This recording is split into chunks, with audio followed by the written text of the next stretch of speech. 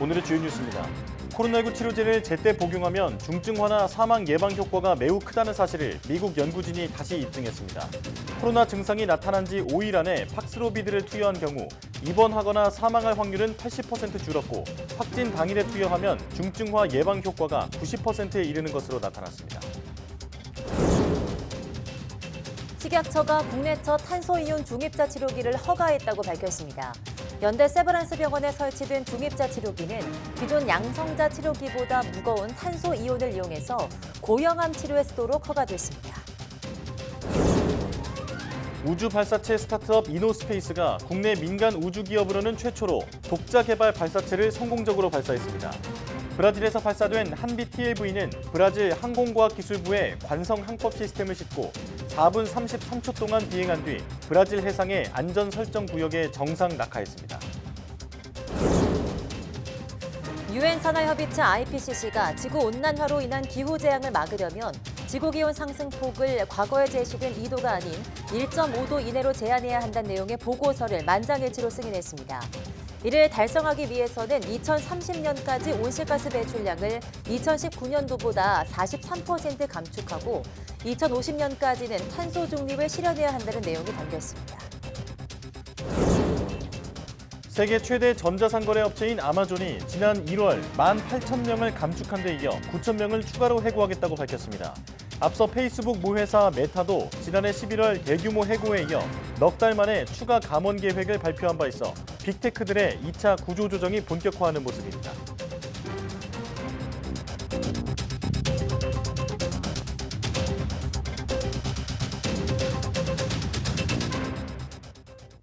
여러분 안녕하십니까? 사이언스 투데이 시작합니다. 마스크 착용 의무가 해제되면서 방역의 무게중심도 감염 예방에서 인명피해를 줄이는 쪽으로 옮겨가는 분위기입니다. 따라서 백신 접종과 치료제 처방이 더욱 강조되고 있는데 최근 먹는 치료제를 확진 당일에 먹은 경우 중증화나 사망 위험을 90%까지 줄였다는 연구 결과가 나왔습니다. 기정훈 기자입니다. 마스크 의무 해제가 쓰지 말란 뜻은 아닙니다. 방역당국은 출퇴근 시간처럼 대중교통에 사람이 많을 때는 여전히 마스크를 쓰는 게 좋다고 강력 권고합니다. 그러면서도 마스크 의무를 푼 건 방역 정책의 무게중심을 옮기는 의미가 있습니다. 감염 예방도 중요하지만 중증 피해를 줄이는데 더 주력한다는 겁니다. 대량 백신 접종을 반복해서 강조하는 것도 감염보다는 인명 피해를 막기 위해서입니다. 여러 차례 맞아 지치기도 했고 맞아봐야 걸린다는 생각에 접종률은 제자리지만 당국은 중증화와 사망 예방 효과를 강조하며 특히 고위험군은 꼭 맞으라며 독려하고 있습니다. 치료제 처방 확대도 강조하고 있는데 미국의 한 연구기관이 먹는 치료제 복용이 30일 이내에 입원하거나 사망할 확률을 전체적으로 53.6% 줄였다는 연구 결과를 발표했습니다. 특히 코로나 증상이 나타난 지 5일 안에 팍스로비드를 투여한 경우 입원하거나 사망할 확률은 비투여자보다 79.6% 적었습니다. 또 먹는 치료제를 확진 당일에 투여했을 땐 중증화 감소 효과는 89.6%나 됐습니다. 확진 당일 약을 먹으면 입원하거나 사망할 위험을 대부분 막는다는 얘기입니다. 전문가들은 같이 먹으면 안 되는 병용 금기 약물이 많은 팍스로비드 처방이 꺼려진다면 라게브리오를 처방하라고 권유합니다. 두 가지 약물 중에 어떤 처방이 되더라도 꼭 하도록 노력을 해서 한 사람의 생명이라도 또 한 사람의 고통이라도 더 줄이고자 노력하는 것이 저는 의사의 기본적인 자세라고 생각을 합니다. 7차 재유행은 우려만큼 거세진 않았지만 여전히 하루 10,000명가량의 확진자가 이어지는 상황. 방역당국은 확진자 추이를 면밀하게 살피면서 이달 말 발표할 방역 완화 로드맵을 준비하고 있습니다. YTN 기정훈입니다. 조 바이든 미국 대통령이 중국 우한 연구소에서 코로나19 바이러스가 최초로 유출됐을 잠재적 가능성을 거론하면서 관련 정보 공개를 요구한 이른바 코로나19 기원법에 서명했습니다. 바이든 대통령은 현지 시간 20일 법안 서명 관련 성명을 통해 나는 정보기관에 코로나19의 기원을 조사하기 위해 가용한 모든 수단을 사용할 것을 지시했으며 이 작업은 진행 중이라면서 우리는 미래의 팬데믹을 더 잘 예방하기 위해 코로나19 기원의 진상을 규명해야 한다고 말했습니다. 이어 정부는 우한 바이러스 연구소와의 잠재적 연결을 포함해 코로나19 기원과 관련한 모든 기밀 정보를 계속 검토할 것이라면서 이 법안을 시행하는 데 정부는 가능한 한 많은 정보의 기밀을 해지하고 공유할 것이라고 밝혔습니다. 지난해 중반까지 코로나19로 숨지면 유가족에게 장례 지원비를 지급했죠. 감염 방지를 위해 엄격한 장례를 치른 유족을 위로하기 위한 차원이었는데요. 당시 이렇게 장례를 치르고도 지원금을 받지 못했다는 제보가 들어와 있습니다. 이준엽 기자가 알아봤습니다. 바이러스가 확인된 코로나 바이러스 질환. 지난해 3월 숨진 이모 씨 어머니의 사망 진단서에 명시된 사인입니다. 전북 부안에 있는 노인 요양병원에 입원해 있던 이 씨 어머니는 같은 달 10일 코로나19에 확진돼 일주일 격리를 마쳤습니다. 하지만 격리 해제 이후 산소 포화도는 더 떨어졌고 사흘 뒤 숨졌습니다. 그래서 어머님이 산소 포화도가 떨어진다. 임종이 가까우신 것 같으니까 내려오셔야 될 것 같다. 이렇게 연락을 받았었어요. 이 씨가 모친상을 치른 시기는 국내 코로나19 사망자가 역대 최다를 기록하는 등 유행이 정점에 이르던 때 전 국민이 감염병 공포에 떨며 혼란스러워하던 상황에서 군청의 허술한 조치도 불거졌습니다. 격리 기간에 숨진 게 아니라면 장례를 치를 때 코로나19 감염 방지 조치를 할 필요가 없는데도 세부적인 지침이 없다는 이유로 일단 시신 화장부터 하게 한 겁니다. 유족은 염에도 참여하지 못한 채 어머니 시신이 들어간 감염 방지 가방을 먼 발치에서 바라만 봐야 했습니다. 요양원에 계셨던 병원복 그대로 그 투명 비닐팩 같은 거 안에 그냥 입관이 되시고 저희가 준비한 뭐 여러 가지 수의나 이런 것들은 그냥 위에다가 얹어 놓으셨더라고요.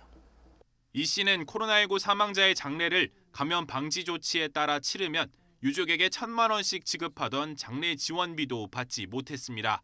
이 씨의 어머니는 격리가 해제된 상태에서 숨져서 지원 대상에 들어가지 못한 겁니다. 원래 매장을 해야 되는데 화장을 하셔야 되고 또 이게 뭐 황당한 그런 위로금을 주자는 그런 취지의 목적이기 때문에 사실 격리 해제 후라고 하면 이분이 전파력이 없다라고 저희는 판단을 하는 거라는 게 결국 질병청도 코로나19 바이러스 전파력이 없다고 판단한 이 씨의 어머니 시신을 화장하는 등 방역 조치를 엄격히 지키도록 해놓고 지원금은 주지 않은 셈입니다. 실제로 질병청은 시신을 통해 바이러스가 퍼질 가능성은 없다며 지난해 4월부터 코로나19 사망자 시신 매장을 허용하면서 장례 지원비 지급도 중단했습니다. 그런데 이전까지 들어온 지원비 관련 이의 신청 8,000건의 최종 결론은 1년 가까이 나오지 않았고 이 씨 어머니 같은 경우가 얼마나 되는지 파악된 것도 없습니다. 보건소 측도 병원에서 격리 해제를 했다는 부분이고 그리고 군청에서는 내용을 말 그대로 접수받아서 질병청에 전달하시는 역할이라고 하시고 질병청은 연락을 안 받으시고 이 씨는 장례 지원비 지급 불가 방침을 통보받은 뒤 질병청 담당자에게 수십 차례 전화를 걸어봤지만 반년 동안 한 번도 통화하지 못했습니다. YTN 이준엽입니다. 중년의 수면 시간이 너무 짧거나 길면 뇌 인지 능력이 떨어질 수 있다는 연구 결과가 나왔습니다. 호주 국립대학 노화보건 웰빙 연구센터 연구팀은 수면 습관 정보와 뇌 스캔 기록이 포함된 40세에서 69세 약 3만 명의 건강 데이터베이스를 분석한 결과를 발표했습니다.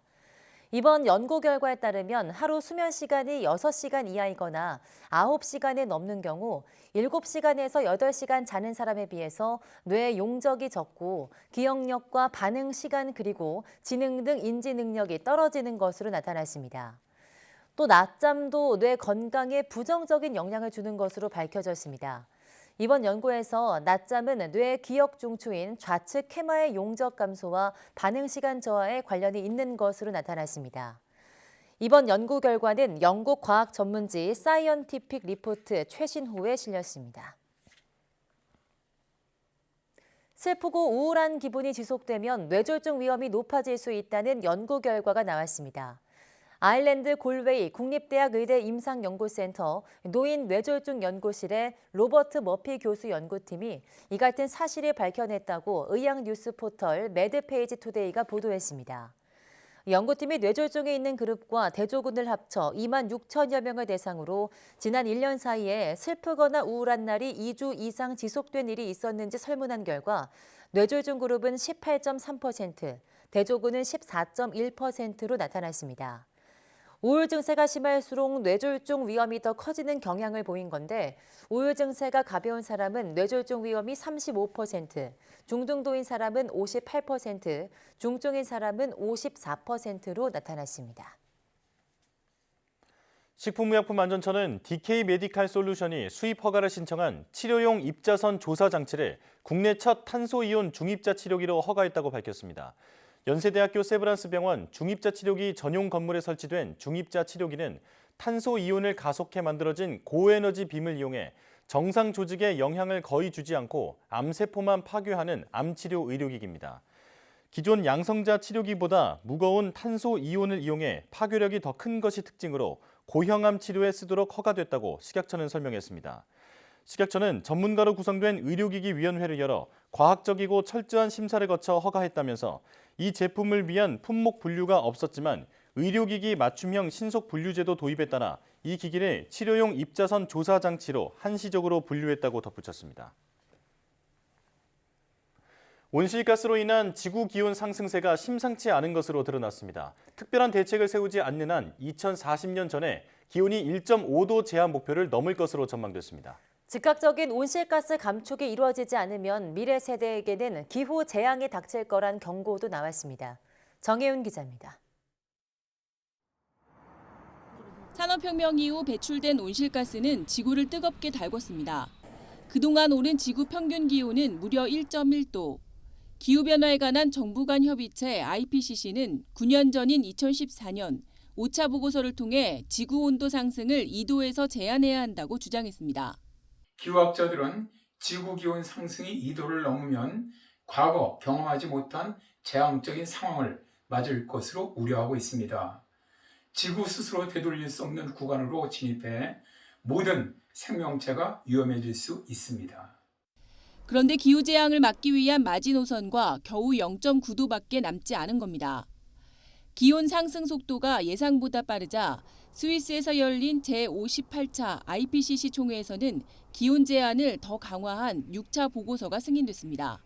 바로 1.5도의 경고입니다. Limiting warming to 1.5 degrees Celsius requires deep, rapid, and sustained reductions in greenhouse gas emissions. In all sectors, emissions will need to be cut by almost half by 2030 if we want a chance to stay at or below 1.5 degrees Celsius. 상승하는 기온별 예상 시나리오도 제시됐습니다. 지구 기온 상승이 1.5도에 머물면 아프리카에 머물던 극한 더위가 2도 이상 상승하면 유럽과 아시아로 확대하고 극지방 기온까지 크게 상승시킵니다. 가뭄도 남미와 아프리카에서 지중해와 아시아 등 중위도 부근까지 확산하고 극한 강수 역시 모든 대륙에서 빈발합니다. 이를 막기 위한 구체적인 탄소 감축 목표치도 제시됐습니다. 2030년까지 2019년 기준 43%의 이산화탄소를 감축하고 2050년까지 탄소의 배출과 흡수량이 같은 탄소 중립이 실현돼야 한다는 겁니다. 특히 앞으로 10년간의 기후행동이 지구의 미래를 위해 가장 중요하다는 의견도 제시됐습니다. 이번 6차 종합보고서는 195개국 기상기후학자와 정부 당국자들이 참여해 완성한 겁니다. 하지만 이 보고서가 실제 탄소 감축 행동으로 이어지려면 선진국과 개도국의 첨예한 이해관계가 부딪히는 국제 협상의 관문이 남아 있습니다. YTN 정혜윤입니다. 탄소 배출을 의미 있게 줄이지 못한다면 한반도에는 과연 어떤 일이 일어날까요? 해수면이 상승해 부산 해운대가 사라지고 폭염과 폭우가 일상화되는 심각한 기후위기가 찾아온다고 합니다. 김민경 기자입니다. 지난 33년 동안 우리나라의 해수면은 9.9cm나 높아졌습니다.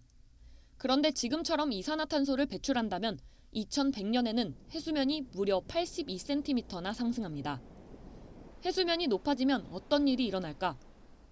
우선 제주도는 상당 부분이 물에 잠겨 약 30만 명이 내륙으로 이주해야 합니다.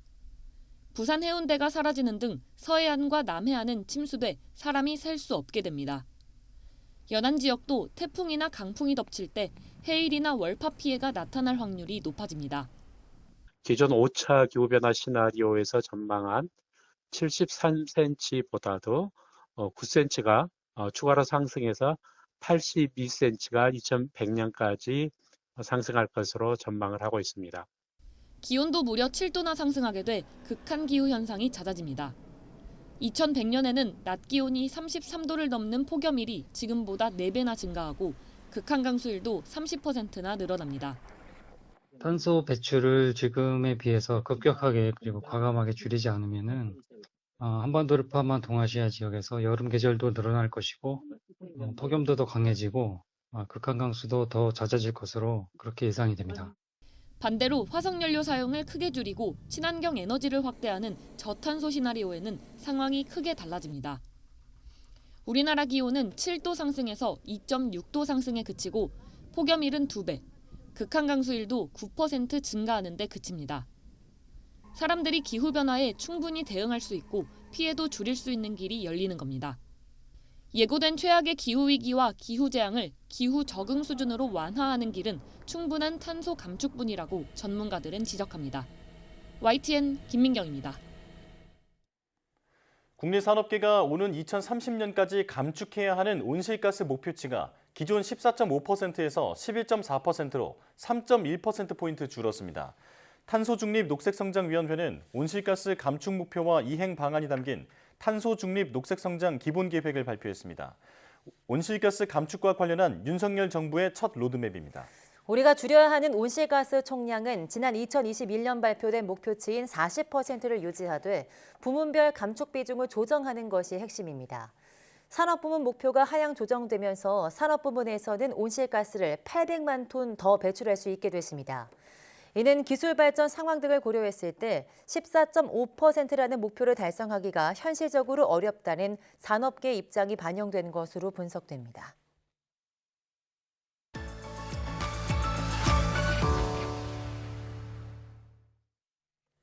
좁은 공간에 많은 사람들이 모여 사는 대도시일수록 독특한 도시기후가 만들어지는데 도시기후가 사람들의 건강과 행복지수는 물론 기후변화에도 악영향을 준다고 합니다. 네, 오늘 날씨학개론에서는 도시기후의 특징과 해결 방안에 대해 알아보겠습니다. K웨더 반기성 센터장 나오셨습니다. 어서 오세요. 네, 안녕하세요. 네, 안녕하십니까. 도시의 날씨가 기후변화에도 악영향을 준다고 하니까 놀라운데요. 먼저 도시기후가 무엇인지부터 설명해 주시죠. 일단 뭐 도시는 발달할수록 큰 건축물들이 세워지게 되고요. 네. 또 뭐 지표면은 콘크리트라든가 아스팔트로 덮이게 되고 녹지 공간은 줄어들고 맨땅이 없어집니다. 많은 자동차가 운행을 하고 공장 등에서 화석연료를 다량으로 사용을 하게 되면서 배출되는 탄소는 온실 효과를 발생시키죠. 예. 따라서 도시에서는 교외보다 기온이 높아지고 습도라든가 바람 등 다른 기상 요소들도 변하게 됩니다. 이런 이유로 도시에는 주변의 야외 지역과 다른 소기후가 나타나는데요. 이것을 기상학에서는 도시기후라고 부르며 대도시일수록 도시기후 특징은 현저해집니다. 예. 기온 상승은 도시화 과정에서 가장 뚜렷하게 나타나는 기상현상인데요. 서울 같은 인구 1000만 명의 도시에서는 지역에 따라서 야외 지역과 최대 5도에서 한 6도 이상의 기온 차이를 보이기도 합니다.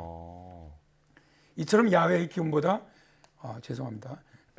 도심의 기온이 현저히 높은 현상을 도시 열섬이라고 부르는데요. 예.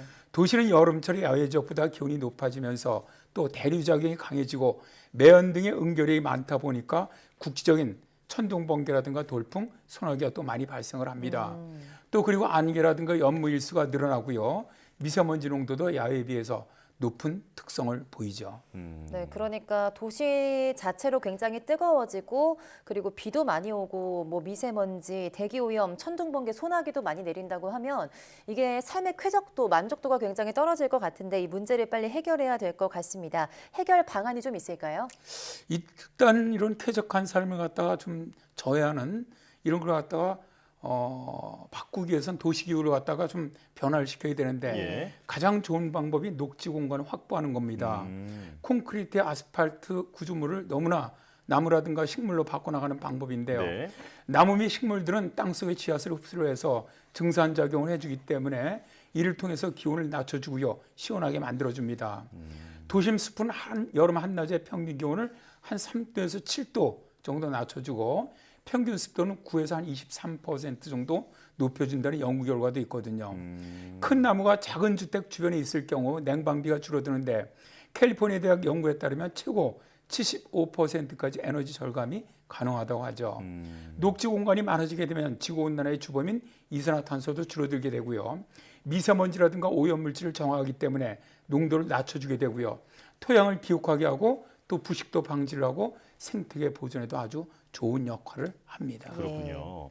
자, 이 나무들이 도시의 기온을 낮추는 효과를 연구한 그 연구 사례가 있다고 했는데 좀 소개해 주시죠. 아메리칸 대학의 이제 마이클 알론조 박사의 연구에 나와 있는데요. 네. 이 연구팀은 더운 여름날에 워싱턴 DC에 포장된 도로, 포장되지 않은 도로, 공원과 가정의 정원 이렇게 다양한 장소 등에서 7만 회 정도 온도를 측정을 했습니다. 예. 그래서 그 자료를 분석해 보니까 가로수처럼 각각 떨어져 심은 나무 혹은 한 그루의 나무라도 주위의 온도를 낮추는 효과가 있다는 것이죠. 도시 공원은 거주자와 방문객의 한낮의 냉각을 제공을 해주지만 한 그루의 나무가 제공하는 냉각의 효과는 주로 저녁 이후에 발생을 하는데요. 면적 중 절반이 수관이 뭐냐면 나무의 가지와 잎이 달려있는 부분을 얘기합니다. 네. 수관을 거쳐서 햇빛이 통과를 하면 나무 주변의 기온은 저녁 시간에 나무가 적은 지역보다 최고 1.4도 정도 낮아지더라는 것이죠. 네. 또 나무 그늘이 만들어낸 냉각 효과는 저녁부터 새벽까지 이어지는데요. 수관 면적이 20% 정도로 적은 지역에서도 나무가 없는 지역에 비해서 새벽 시간 기온이 낮게 나타났다는 겁니다. 알론조 박사는 도시계획을 통해서 그 지역에 존재하는 작은 공간이라도 나무를 심는다면 상당한 냉각 효과를 누릴 수 있을 것이라고 주장을 합니다. 네, 또 그런가 하면 요즘에는 숲 근처에 사는 숲세권이라는 말이 있는 것처럼 많은 사람들이 도시나 도시 근처에 있는 공원에 사는 걸 굉장히 추구하는데요. 이렇게 녹지조림이 많은 곳에 살면 건강과 행복에도 좀 도움이 될 것 같은데 그렇습니까? 그렇습니다. 도시의 녹지 공간이 좀 넓어질수록 사람들의 건강이 좋아진다는 이런 연구가 있는데요. 영국 글래스고 대학의 사회보건 공중보건학부 연구팀은 2022년 10월에 역학 및 지역보건 저널에 실린 논문에서 거주지의 녹지 공간이 10% 증가할 때마다 65세 미만의 조기 사망률이 7%씩 감소한다라는 연구 결과를 발표했습니다. 소득 수준이 가장 낮은 지역은 주변 녹지 공간이 58.5%에 불과하고 건강 상태도 최악으로 나타났고요. 수명 손실도 높더라는 겁니다. 그렇지만 녹지 공간이 10% 늘어날 때마다 수명 손실률이 낮아지더라는 것이죠. 또 도심 속 녹지 공간이 건강뿐만 아니라 시민의 행복에 영향이 크고 특히 경제가 발전한 나라일수록 이 같은 경향성은 크다라는 연구 결과도 있는데요. 우리나라의 포스텍 또 기초과학연구원 그다음에 독일, 싱가포르, 미국 등의 공동 연구에서는 녹지가 시민 행복을 높이는 데 도움을 주는 것이 확인되었다라고 밝혔는데요. 또 유럽의 행복 보고서에서도 도시 녹지 면적이 넓을수록 시민 행복도가 높아지는 경향이 있다라는 연구 결과도 있습니다. 그렇군요. 말씀해 주신 것처럼 도시 녹지가 늘어나면 사람들의 건강이나 만족도, 행복이 올라가면 이제 사람들이 모여 사는 곳이 도시다 보니까 이제 다른 여러 가지 문제들도 좀 개선이 될 것 같은데 어떻습니까? 그렇죠. 작년 12월 21일에 이제 유엔 식량농업기구가 도시 녹지가 건조한 도시의 여러 위기를 예방하는 데 도움이 된다라는 보고서를 발표했어요. 네. 보고서에서는 도시들은 그들의 살기에 더 건강하고 기후변화에 더 탄력적으로 대응하기 위해서 녹색 도시 오아시스로 바뀌어야 한다라고 주장을 합니다. 현재 세계에서 가장 큰 도시의 약 35%가 세계의 건조한 땅에 위치하고 있는데 예를 들어서 카이로라든가 멕시코시티, 뉴델리 같은 대도시들이 포함되고 있고요. 네. 총 20억 명 이상의 사람들이 살고 있는데요. 그들 중 90%는 개발도상국에 살고 있다고 합니다. 보고서에 따르면 사람들이 더욱 몰려들고 사회적 인프라가 적은 이들 대도시는 도시가 성장함에 따라서 점점 더 더워지고 오염되고 있고요. 취약한 기반시설로 인해서 극단적인 기후재난의 충격에 가장 취약한 곳이 되고 있다는 겁니다. 이런 도시들의 문제를 해결하기 위해서 가장 시급한 것이 도시 조림 사업인데요. 보고서에서는 전 세계 건조지 도시의 사례 연구를 인용을 하면서 도시 녹지가 주변 온도와 인접 건물을 냉각시키면서 대기를 정화하고 탄소를 격리해주며 토양과 수질에 기여함으로써 도시 인구 증가의 영향을 어떻게 상쇄할 수 있는지를 잘 보여줍니다. 도시 녹지 공간은 사회적 결속력과 함께 웰빙을 제공을 하고요. 문화적 가치를 촉진해주고 생계와 지역 경제를 지원할 수 있기 때문에 도시 녹지 공간을 늘리는 일이 상당히 시급하다는 것이죠. 네, 유엔 식량농업기구에서도 도시의 녹지 조림이 많은 사람들의 삶에 도움이 된다고 보고 있는 것 같은데요. 그렇다면 유엔 식량농업기구의 도시 녹지 프로젝트가 진행되고 있다고 하는데 이게 어떻게 지금 진행되고 있습니까? 일단 세계 각국 정부들은 녹지 공간을 갖다가 확대하는 데 굉장히 지금 관심을 가지고 있습니다. 유엔 식량농업기구에서는 FAO 그린 어반 오아시스 프로그램을 2021년에 시작을 했는데요. 도시 기후라든가 건강, 식품 및 경제 문제를 해결함으로써 도시의 보건력을 향상시키는 것을 목표로 하고 있습니다. 즉 녹지 공간을 늘리기 위한 정책과 기술 역량을 개발하는 데 초점을 맞추면서 도시들에게 녹색 공간의 세심한 계획 및 유지 관리와 환경에 적합한 나무 및 기타 식물의 선택을 권고하고 있습니다. 그리고 나무 심기 운동에서 필수적인 지역 환경과 도시 경관에 적합한 설계 및 관리 기술을 제고하도록 권고를 하고 있죠. 2023년 10월 16일부터 20일까지 유엔 식량농업기구는 모두를 위한 더 푸르고 더 건강하고 행복한 도시라는 주제로 워싱턴 DC에서 제2차 도시숲에 관한 세계 포럼을 공동 개최할 예정입니다. 이곳에서 많은 도시들이 더 많은 녹지 공간을 늘려나갈 수 있도록 독려할 예정인데요. 우리나라 같은 경우는 이제 2019년부터 정부와 지자체들이 도시 녹지 공간을 늘려나가는 지금 정책을 펴고 있어서 참 다행이라는 그런 생각을 합니다. 오늘 말씀을 들어보니까 도시가 인류뿐 아니라 환경을 생각하는 방향으로 발전하는 것이 인류의 그 지속적인 삶에도 큰 도움이 되겠다 이런 생각이 들었습니다. 자, 오늘 말씀 잘 들었습니다. KB웨더 반기성 센터장과 함께했습니다. 고맙습니다. 감사합니다.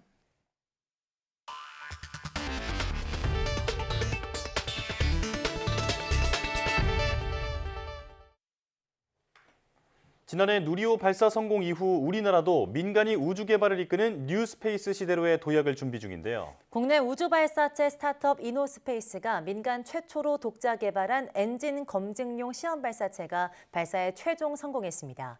한국판 스페이스X 시대가 막이 오를 것으로 기대됩니다. 양혜영 기자입니다. 브라질 알칸타라 우주센터에 우뚝 선 시험 발사체 한비 TLV.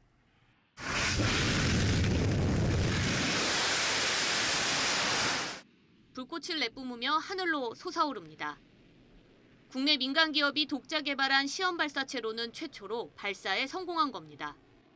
한비 TLV는 점화 후 106초 동안 안정적으로 연소한 뒤 4분 33초 동안 비행한 후 안전구역 내에 정상 낙하했습니다.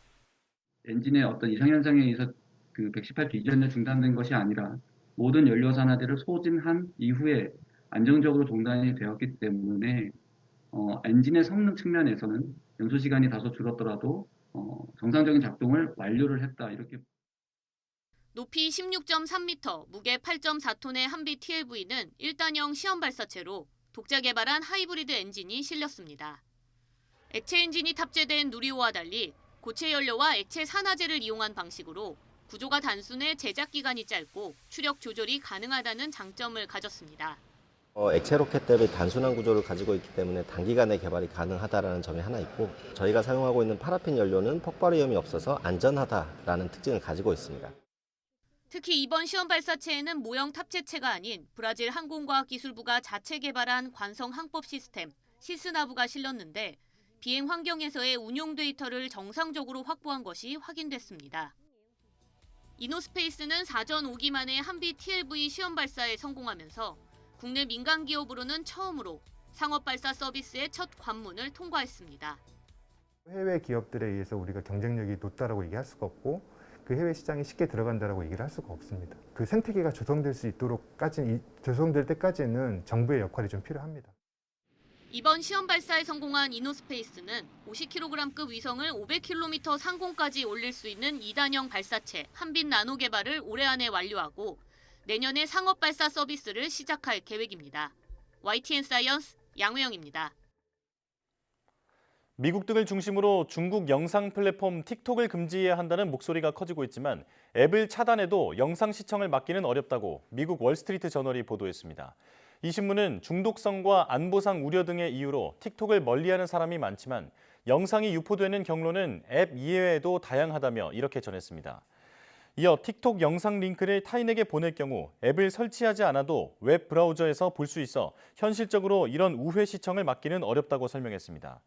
지난해 인스타그램 운영사인 메타 조사 결과 인스타그램에 올라온 짧은 영상의 3분의 1은 틱톡에서 나와 SNS에서 빈번하게 재사용되는 것으로 나타났습니다. 이 신문은 다른 경로를 통해 영상을 보는 것만으로도 틱톡이 스마트폰 기종 등 사용자 정보를 파악할 수 있다며 완전히 금지하지 않는 한 영상 확산을 막기 어렵다고 이 신문은 지적했습니다. 페이스북 모회사인 메타에 이어 세계 최대 전자상거래 업체인 아마존도 추가 해고에 나섰습니다. 블룸버그 통신은 앤디 제시 아마존 최고 경영자가 직원들에게 보낸 메모를 통해 지난 1월 18,000명 감축에 이어 9,000명 추가 해고 계획을 밝혔다고 보도했습니다. 제시 CEO는 불확실성을 고려한 결정이라며 올해 최우선 원칙은 핵심 사업 부문에 강력하게 투자할 수 있도록 더 날씬해지는 것이라고 밝혔습니다. 또 이번 구조조정은 주로 클라우드 컴퓨팅과 인사 광고, 그리고 라이브 스트리밍 서비스인 트위치에 영향을 미칠 것이라고 설명했습니다. 아마존은 코로나19 기간 큰 수익을 내면서 전 세계 인력을 160만 명 이상으로 늘렸지만 지난해부터 경기 침체 우려 등으로 대규모 구조조정에 나서고 있습니다. 경영 위기에 처했던 크레디트 스위스를 스위스 최대 투자은행 UBS가 인수하기로 하면서 세계 금융시장은 일단 진정 기미를 보이고 있습니다. 하지만 위기설에 휩싸인 미국 퍼스트 리퍼블릭 은행 주가가 반토막 나는 등 불안은 지속되고 있습니다. 김진호 기자입니다.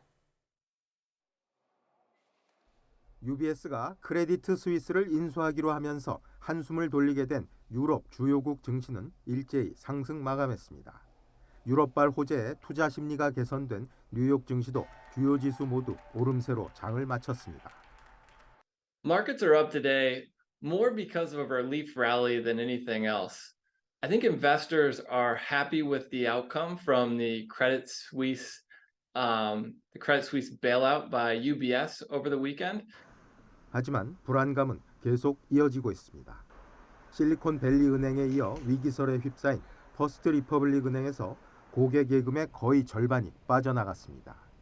월스트리트 저널은 퍼스트 리퍼블릭 은행의 고객들이 700억 달러, 우리 돈 91조 6천억 원을 인출해 총 예치 금액의 절반 가까이가 빠져나갔다고 보도했습니다. 이런 여파로 퍼스트 리퍼블릭 은행 주가는 47% 급락했습니다. 월스트리트 저널은 불안 심리가 가라앉지 않고 있어 제이미 다이먼 JP모건 체이스 최고 경영자가 다른 대형은행 CEO들과 추가 대책을 논의하고 있다고 전했습니다. 다만 퍼스트 리퍼블릭 은행과 동반 하락했던 다른 지방은행들은 대부분 반등하며 퍼스트 리퍼블릭 은행의 영향이 차단되는 모습입니다. The very rapid action that was taken by the US authorities to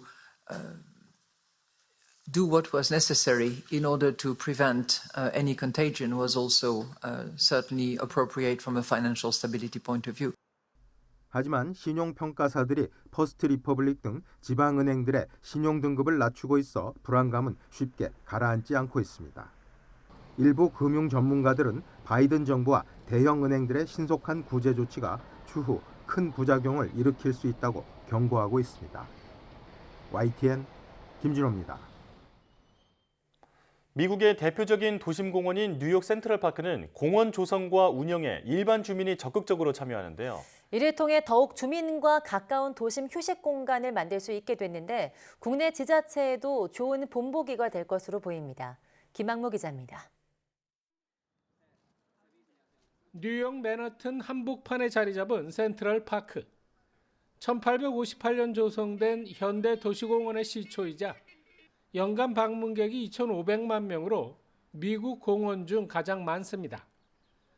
주변 주민뿐 아니라 직장인과 관광객이 숲과 잔디밭에서 휴식을 즐깁니다. 센트럴파크의 연간 운영 예산은 약 2천만 달러. 특이한 건 이 예산의 85% 이상은 민간이 낸 기부금이란 점입니다. 시민단체나 유명인이 고액을 기부하기도 하지만 일반 시민의 작은 기부도 잇따릅니다. 센트럴파크 곳곳의 모든 시설물에는 일반 단체와 시민이 기부해서 만들었다는 기념 문구가 이렇게 새겨져 있습니다. 정부나 지자체가 아닌 일반 시민이 공원 관리와 조성에 참여한다는 의미입니다. 기부금뿐 아니라 공원 관리에도 힘을 보탭니다. 공원의 정식 관리 직원 400명보다 훨씬 많은 자원봉사자가 공원을 함께 가꿉니다. It means a lot. The people in the park, it's why we have this park. It's for the people. It's just for the opportunity for folks to enjoy themselves and experience and be in nature, especially in the city. 새로 조성한 신도시의 도심공원 조성을 추진하는 경기 화성시도 이런 점을 주목하고 있습니다. 공원이나 가든을 조성하고 관리하는데 민간이 협력해서 함께 하고 있다는 것이 인상적이었습니다. 시민의 의견을 반영해서 시민이 찾고 싶은 공원, 시민과 함께하는 공원을 조성할 것입니다. 시민이 직접 조성과 관리에 참여하는 공원이야말로 시민을 위하고 시민이 사랑하는 공원이 될 것으로 보입니다. YTN 김학무입니다.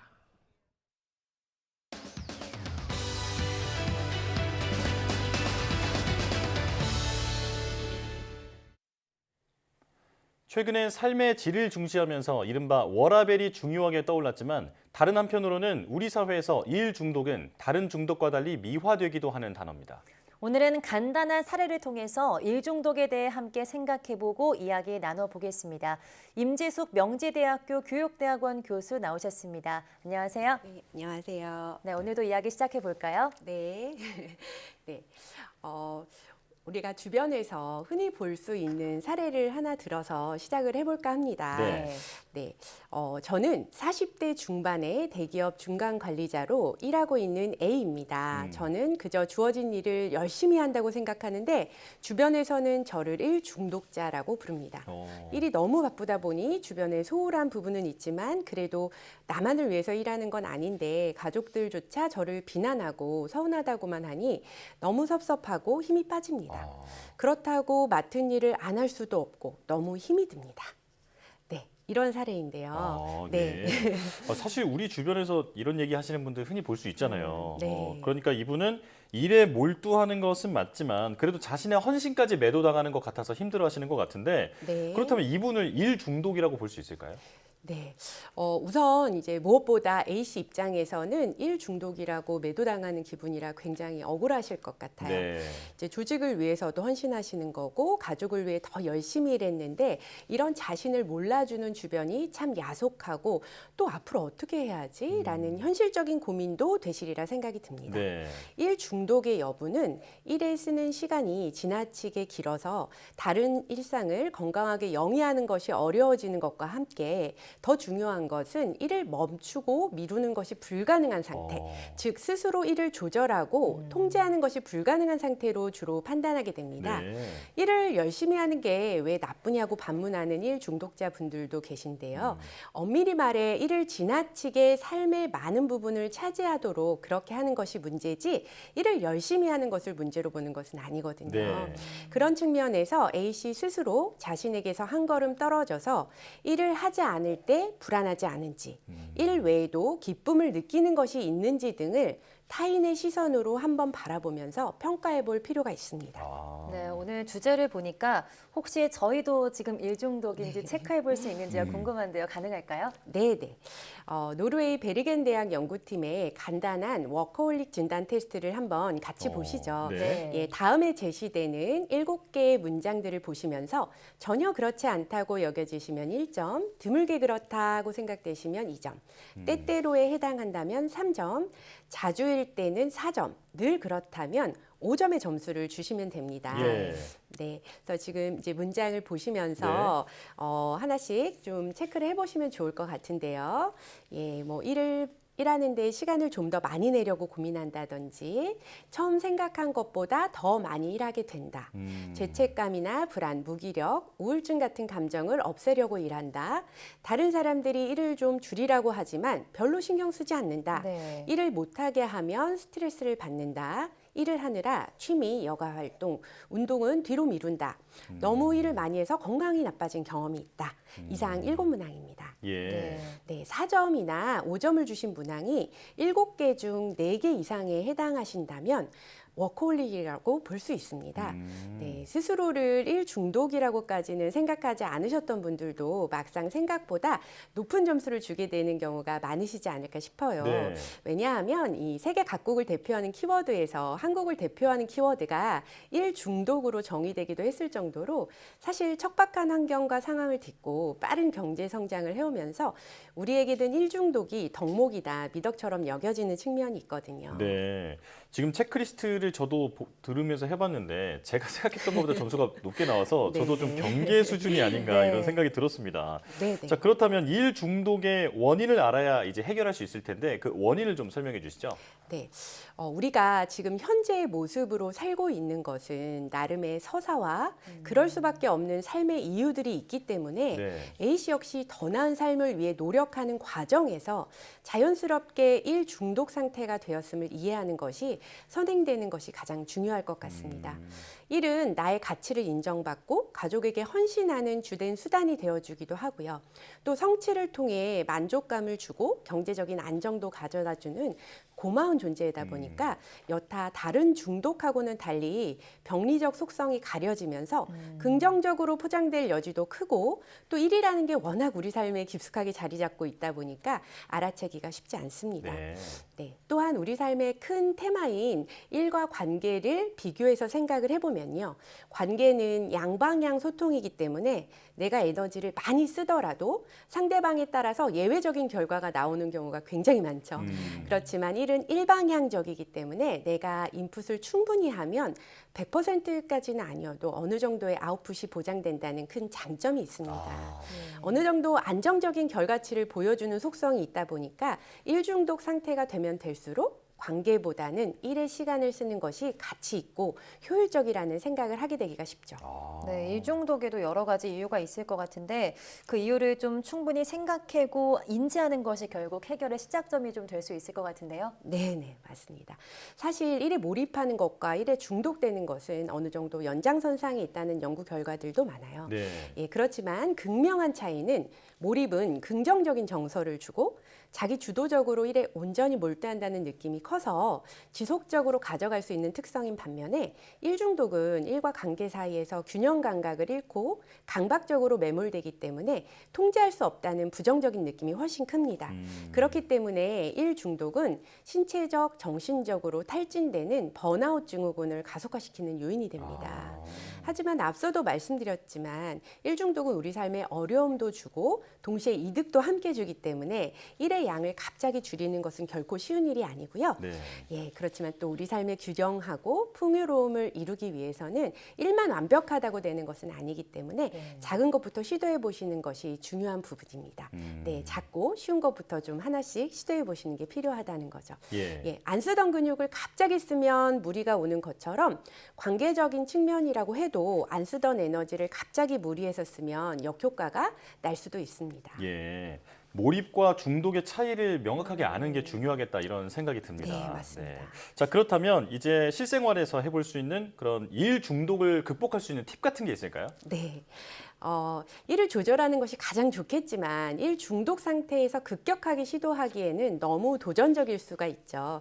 그래서 일을 줄이는 것보다는 관계 에너지를 쓰는 것으로 시작하면 좋을 것 같습니다. 네. 우선 저는 1일 1 안부 전화를 권하고 싶어요. 휴대전화에 저장되어 있는 사람들의 목록을 쭉 훑어보면서 오늘 뭔가 한번 통화하고 싶다. 이런 마음이 드는 사람에게 연락을 해보는 거죠. 예. 대상은 가능한 내가 마음이 편하고 가까운 대상, 쉽게는 가족부터 시작해도 좋으시고요. 생일이나 특별한 일이 있을 때 연락을 하는 것도 좋지만 특별한 용건이 없어도 나를 떠올려주고 안부를 물어주는 누군가가 있다면 호의와 고마움을 자연스레 느끼게 되거든요. 예, 여전히 부담이 되시는 분들을 위해 조금 더 말씀을 드려보자면 운전하고 가는데 학창시절 함께 살던 동네를 지나다가 생각이 났다. 혹은 오늘 점심을 먹는데 예전에 같이 즐겨 먹었던 메뉴여서 그때 생각이 나서 전화해봤다 등의 관계를 연결해 줄 수 있는 작은 추억들을 함께 연락하시면 오래간만에 연락하시더라도 어색함이 한결 줄어드실 겁니다. 부담이 된다면 문자를 보내실 수도 있기는 한데요. 일방 소통이 될 수 있기 때문에 가능하면 통화하시는 게 좋습니다. 그렇군요. 네, 보면 일 중독이신 분들은 그 시선이 뭐 일이나 나를 향한 것 같은데 네. 말씀하시는 것처럼 타인들의 시선을 좀 돌려보시는 게 도움이 될 것 같습니다. 네, 맞습니다. 또 다른 방법이 있을까요? 네네.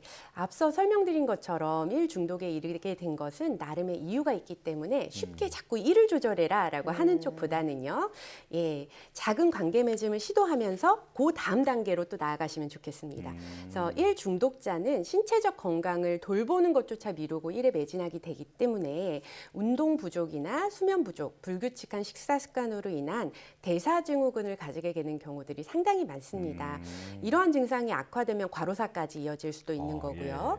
예, 그렇지만 꼭 몸을 움직이는 운동은 아니더라도 일과 관련 없는 취미 활동을 통해서도 이 정신적인 환기를 하실 수 있고요. 이것만으로도 여러 측면에서 긍정적인 도움을 받으실 수 있습니다. 예, 이렇게 작지만 긍정적인 경험들을 통해서 일을 조절해야겠다라고 하는 동기까지 이끄는 것이 일 중독을 극복하는 데 상당히 중요합니다. 예, 사실 일을 조절해야 한다는 것을 머리로 몰라서 못하는 경우는 드물거든요.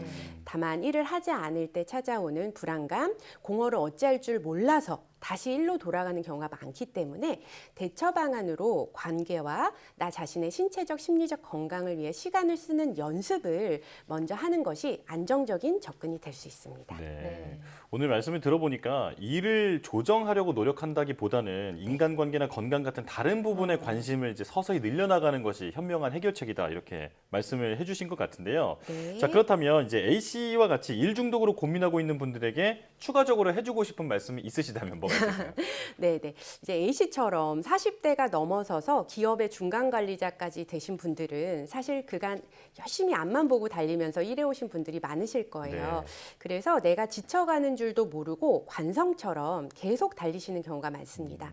이런 경우는 저는 일단 멈춰서서 좀 길게 미래를 바라보고 삶의 청사진을 그려보시는 작업을 꼭 해보시라고 말씀드리고 싶습니다.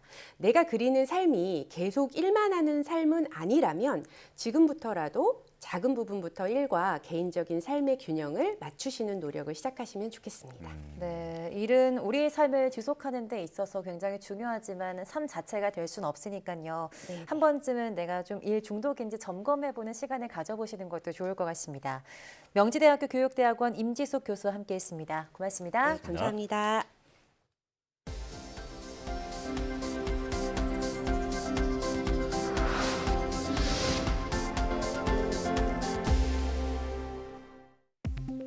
국내 연구진이 기존에 쓰이고 있는 항암제에서 알츠하이머병을 치료하는 효과를 처음으로 확인했습니다. 한국뇌연구원 허향숙 박사팀은 알츠하이머 동물 모델의 유방암 치료제 아베마시클립을 투여한 결과 신경세포의 수상돌기 형성이 촉진되고 단기 기억과 인식 기억이 회복되는 등 알츠하이머 치료 효과가 나타났다고 밝혔습니다. 또 알츠하이머성 치매가 유발된 동물에서는 해당 약물이 특정 유전자 발현을 조절해 뇌염증과 치매 관련 증상을 억제했다고 덧붙였습니다. 연구팀은 아베마시클립을 알츠하이머 치료에 활용하는 임상 연구를 시작할 계획이라고 밝혔습니다. 해외에서 걸려온 070으로 시작되는 전화번호가 국내 휴대전화 번호인 010 번호로 인식되는 불법 발신 번호 조작을 탐지할 수 있는 기술이 개발됐습니다. 카이스트 김용대 교수 연구팀은 통신 단말기마다 부여되는 고유 번호를 이용해서 단말기 기종을 식별하는 기술을 개발하고 정상 단말기와 발신 번호가 조작된 단말기를 구별하는 데 성공했다고 밝혔습니다. 연구팀은 070 번호를 010 번호로 바꿔주는 불법 콜 중계기는 전화 기능을 위주로 사용하기 때문에 대부분이 저사양 단말기라는 데 착안했다며 이번 기술로 발신 번호 조작 단말기 등 100여 종을 정확히 구분할 수 있었다고 말했습니다. 또 합법적으로 발신 번호를 바꿔 사용하는 경우는 사전 등록을 통해 적발되지 않도록 하는 방식으로 보이스피싱을 가리는 데 적용될 수 있다고 말했습니다. 한미가 양국의 위성 항법 시스템 GPS 기술 분야에서 협력을 확대하고 이와 관련해 정기회의를 진행하기로 했습니다. 과학기술정보통신부와 외교부, 미 국무부 등은 지난 20일부터 21일까지 서울에서 진행된 한미 우주 위성 항법 회의에서 한미 각국의 GPS 기술 간 협력 강화 방안을 논의하는 첫 기술 작업반 회의를 진행했다고 밝혔습니다. 이번 회의에서는 미 GPS와 한국 KPS의 민간 활용에 관련된 사항들이 논의됐으며 양국은 평화적 목적의 우주 기반 위치 항법, 시각 서비스를 대중에게 무료로 제공하는 것이 중요하다는 점을 재확인했습니다. 양국은 오는 9월 미국에서 두 번째 회의를 여는 등 앞으로 정기 회의를 진행할 예정이며 연내 우주산업 포럼도 진행하기로 했습니다. 우리나라 국민은 우주항공청의 성공적인 설립을 위해서 인재 확보가 가장 중요하며 우주항공청 연내 설립의 걸림돌은 부처 이기주의라고 생각하는 것으로 나타났습니다. 과학기술정보통신부가 한국리서치에 의뢰해 지난 2일부터 5일 국민 1,000명을 대상으로 조사한 결과 우주항공청의 성공적 설립을 위해 필요한 요소로 우수 인재 확보와 관련 전문가의 지지, 나사 등 해외 기관 협력 등이 차례로 꼽혔습니다. 우수 인재를 유치하기 위해서는 창의적 연구 환경 조성이 중요하다고 답한 비율이 91.7%였고 주거, 의료, 교육 등 생활 환경의 중요성에 대해서는 국민의 88.3%가, 파격적인 연봉의 중요성에 대해서는 82.8%가 동의했습니다.